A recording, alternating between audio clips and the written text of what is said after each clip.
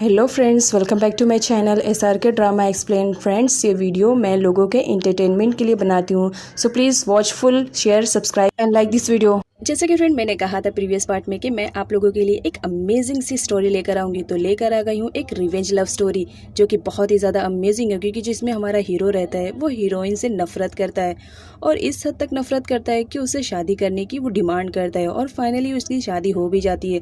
लेकिन after marriage वो उसको बहुत ज़्यादा टॉर्चर करता है, जिसकी वजह से हमारी हीरोइन बहुत ज़्यादा हर्ट होती है और फाइनली यहाँ पर हमारी हीरोइन डिसाइड करती है कि वो उसे छोड़कर चली जाएगी। तभी हमारे हीरो को रियलाइज होता है कि वो तो उस लड़की से प्यार करने लगा है। वो उसे रोकने की कोशिश करता है लेकिन बहुत ज़्यादा देर हो चुकी थी, क्योंकि हीरोइन ने डिसाइड कर लिया था कि वो उसे छोड़कर जाएगी। तो देखते हैं इस ड्रामे में क्या हमारे हीरो को हमारी हीरोइन मिल पाती है या नहीं। तो जैसा कि हमने प्रीवियस पार्ट में देखा था, जो हमारा कॉन्ग रहता है वो नियोंग को इमोशनली ब्लैकमेल करता है और ये भी बता देता है कि वो उसे दूर जाने वाला है। यहाँ पर नियोंग बहुत ज़्यादा फिक्रमंद रहती है, तो वो उससे पूछती है कि एक्चुअल में तुम कहाँ जा रहे हो, मुझे बता सकते हो।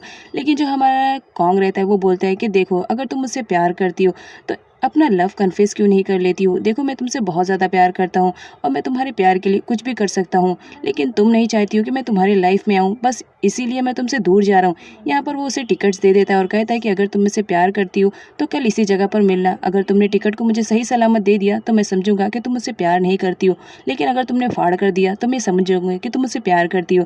यहाँ पर दिखाया जाता है जब रत्ना घर आती है तो वो कॉन्ग पर चिल्लाने लगती है कि तुम्हारी हिम्मत कैसे हुई, उस 2 कौड़ी लड़की की वजह से तुमने अपनी बुआ पे चिल्लाने की कोशिश की। यहाँ पर जो हमारा कॉन्ग रहता है वो उसे मनाने की कोशिश करता है, लेकिन वो नहीं मानती है। तो जिस पर वो कहता है कि आपकी मर्जी, आप मुझसे बड़ी हूँ, अच्छा समझती हो, लेकिन याद रखिए मैं नियोंग से बहुत ज़्यादा प्यार करता हूँ और मैं उसी से ही शादी करूँगा।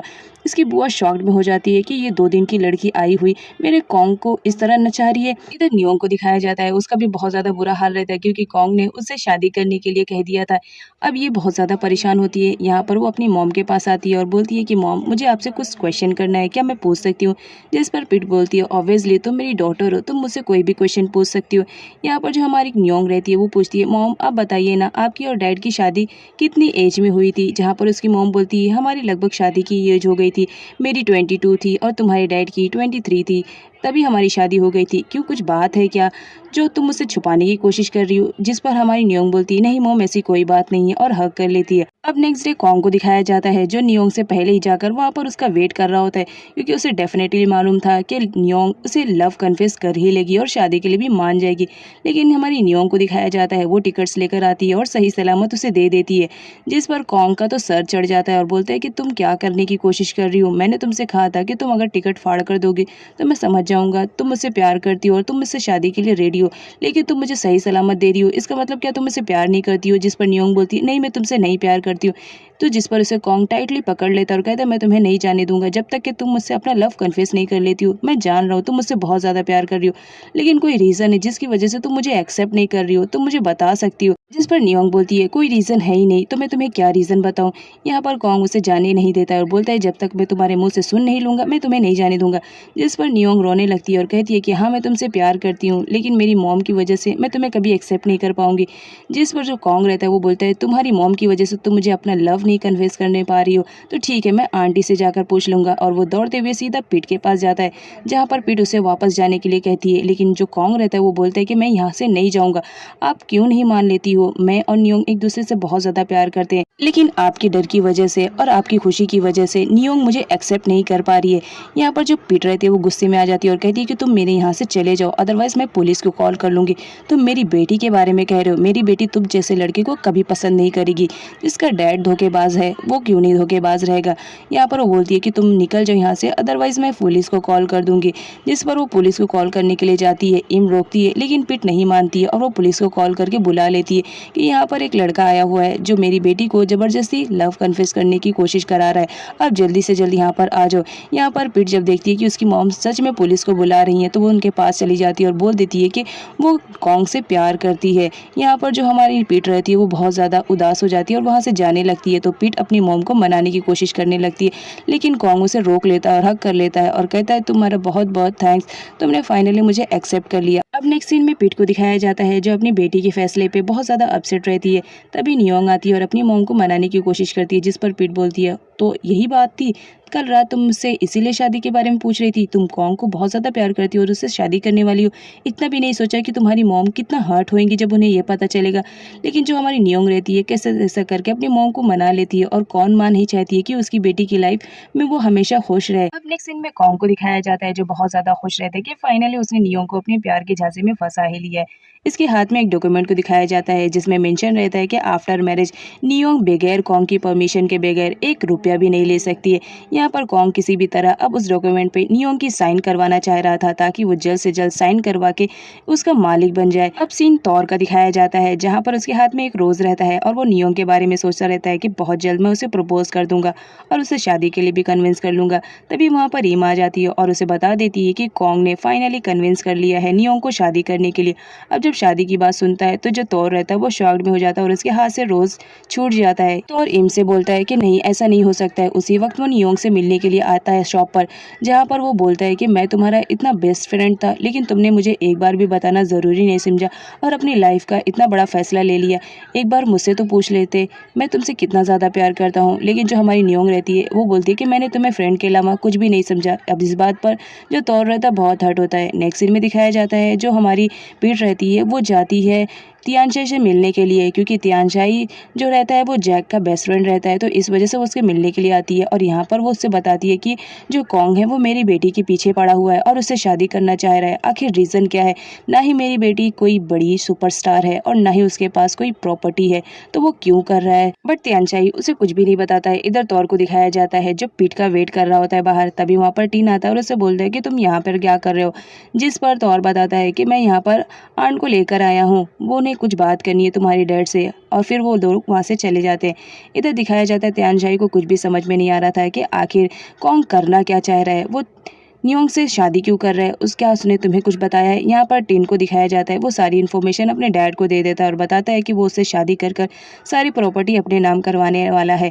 ये बात सुनते ही जो तियानशाई रहता है वो सीधा कॉन्ग के पास जाता है और उससे कहता है तुम क्या कर रहे हो? तुम्हें मालूम भी है तुम एक लड़की की लाइफ को स्पॉइल कर रहे हो? जिस पर कॉन्ग बोलता है नहीं, मैं किसी की लाइफ को स्पॉइल नहीं कर रहा हूँ, मेरी जो चीज़ है मैं बस उसे हासिल करने की कोशिश कर रहा हूँ। यहाँ पर टिन भी उसे वार्न करता है देखो नियोंग बहुत ही अच्छी लड़की है, उसके लाइफ से खेलो मत, वो बहुत ज़्यादा हर्ट होगी जब उसे तुम्हारी रियलिटी के बारे में पता चलेगा कि तुम उससे प्रॉपर्टी हासिल करने के लिए ये सब कर रहे हो। जिस पर कॉन्ग बोलता है कि मुझे कुछ भी फ़र्क नहीं पड़ता है, बस मुझे मेरी प्रॉपर्टी चाहिए। अब नेक्स्ट सीन में हमारी नियोंग को दिखाया जाता है जो कि एक ब्राइडल लुक में रहती है, क्योंकि उसे वेडिंग के कुछ फ़ोटोज़ क्लिक करवाने थे जो वो वेडिंग से पहले करते हैं। यहाँ पर दिखाया जाता है जो हमारी नियोंग रहती है वो कॉन्ग के साथ तो खुश रहती है, लेकिन कहीं ना कहीं वो अपनी मॉम के लिए उदास भी रहती है, क्योंकि उस वक्त उसकी मॉम नहीं रहती है। अब जब कॉन्ग देखता है कि नियोंग उदास है तो वो सोचता है कहीं ये फ़ोटो खिंचवाने से मना ना कर दे। इस वजह से उसका मूड चेंज करने के लिए वो उससे कहता है कि तुम फिक्र मत करो, देखना हम दोनों की शादी के बाद आंट भी हम लोग को एक्सेप्ट कर लेगी। कॉन्ग की बातों में इतना पावर रहता है कि जो नियोंग रहती है वो उसकी बातों में आ जाती है और कहती है कि शायद तुम ठीक कर रहे हो। इधर इम को दिखाया जाता है अपनी बेस्ट फ्रेंड की शादी में वो बहुत ही अच्छा लुक लेना चाह रही थी, तो वो शॉपिंग करने के लिए आती है, जहाँ पर वो तौर को भी बोलती है कि तुम्हें भी अपनी ड्रेस को ट्राई करना चाहिए। वो ड्रेस तो ट्राई करने के लिए रेडी हो जाता है, लेकिन जब वो जैकेट पहनता है तो अनफॉर्चुनेटली उसके सामने नियोंग और कॉन्ग का चेहरा आ जाता है जो कि ब्राइडल लुक में रहते हैं। तभी वो गुस्से में आ जाता है और कहता है कि मुझे यहाँ पर कोई भी कपड़े खरीदने नहीं है, तुम्हें जो लेना है तुम ले लो, मैं बाहर तुम्हारा वेट कर रहा हूँ। क्योंकि वो नियोंग को बहुत ज़्यादा पसंद करता था और वो उसकी लाइफ से जा रही थी, इस वजह से वो बहुत ज़्यादा हर्ट था। अब यहाँ पर हमारी रत्ना को दिखाया जाता है जो कॉन्ग को चिल्लाती रहती कि तुम्हारी हिम्मत कैसे हुई, उस मिडिल क्लास लड़की से तुम शादी करने वाले हो, तुम्हें आइडिया भी है कि वो अगर 7 जन्म ले लेगी तो भी हमारे जितना रीच नहीं बन पाएगी। जिस पर कॉन्ग बोलता है आंट कुछ भी बोलने से पहले एक बार सोच समझ के बोलो, क्योंकि मैं उससे बहुत ज़्यादा प्यार करता हूँ और वो मेरी फ्यूचर वाइफ बनने वाली है। यहाँ पर वो अपनी आंट को भी मनाने की कोशिश करता है और कहता है कि अगर आप मेरी शादी करवा देंगे तो याद रखो मैं आपको कुछ अमाउंट दे सकता हूँ। अब रत्ना को अमाउंट मिल रहा है तो वो क्यों नहीं करेगी। अब कॉन्ग के कहने पर वो सीधा चली जाती है पीट के घर पर, जहाँ पर पीट उसे देखकर गुस्सा कर रही होती है। लेकिन जो हमारी यहाँ पे रत्ना रहती है वो बोलती है कि गुस्सा करने की जरूरत नहीं है, मैं यहाँ पर तुम्हारी बेटी के लिए आई हूँ, पीठ बोलती है तुम मेरी बेटी के लिए क्यों आई हो, जिस पर रत्ना बोलती है कि तुम्हारी बेटी ही तुम्हारी तरह होगी, बस इसी वजह से मुझे आना पड़ा, कहीं वो दूसरे के प्यार को छीन कर उसे बर्बाद ना कर दे, इसी वजह से यहाँ पर आई हूँ ताकि फ्यूचर में हमें कोई प्रॉब्लम ना हो। यहाँ पर रत्ना को दिखाया जाता है वो डॉक्यूमेंट लेकर आती है और कहती है कि ले इस पर साइन कर दो, अगर तुम्हारी बेटी हमारे प्रॉपर्टी और पैसों के पीछे नहीं पड़ी है तो इस पर साइन कर देगी, अगर उसे कॉन्ग का प्यार चाहिए तो इस पर साइन करे।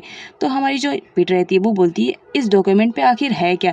नियोंग पढ़ती है जिसमें लिखा रहता है कि शादी के बाद अगर मुझे कुछ भी चाहिए होगा तो मुझे कॉन्ग की परमिशन लेनी पड़ेगी और उसके साइन के बगैर मैं 1 रुपया भी नहीं निकाल सकती हूँ। लेकिन जो हमारी नियोंग रहती है वो खुशी खुशी उस पर साइन कर देती है क्योंकि उसे कॉन्ग का प्यार चाहिए होता है। अब यहाँ पर कॉन्ग फाइनली उससे साइन करवा कर बहुत ज़्यादा खुश हो जाता है। रत्ना के जाने के बाद कॉन्ग सोचता है चलो आज पहली बार मेरी आंट मेरे काम आई। अब नेक्स्ट सीन में दिखाया जाता है जो कॉन्ग रहता है वो फटाफट अपना वेडिंग कार्ड बनवाता है ताकि किसी भी तरह नियोंग का माइंड चेंज ना होने पाए। यहाँ पर वो बोलता है कि जितनी जल्दी हो सके अरेंजमेंट करवाओ क्योंकि मुझे शादी बहुत जल्द करवानी है, क्योंकि शादी के मैरिज के ही कॉन्ट्रैक्ट में मैं अपना पेपर भी शामिल करने वाला हूँ जिसमें मैं उससे अपनी पूरी प्रॉपर्टी ले लूंगा। अब यहाँ पर कॉन्ग को दिखाया जाता है जो अपना फर्स्ट वेडिंग कार्ड देता है टीन को और कहता है कि शादी में जरूर आना।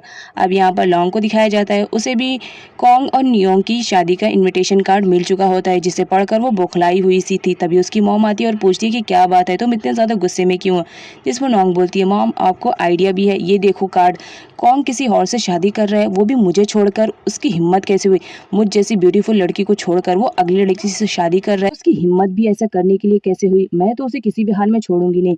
इधर प्रे को दिखाया जाता है मेड के थ्रू उसे भी इनविटेशन कार्ड मिल चुका होता है जिसे पढ़कर वो गुस्से में रहती है और बोलती है कि कॉन्ग ऐसा नहीं कर सकता है। तो नेक्स्ट पार्ट देखना मत भूलिएगा फ्रेंड।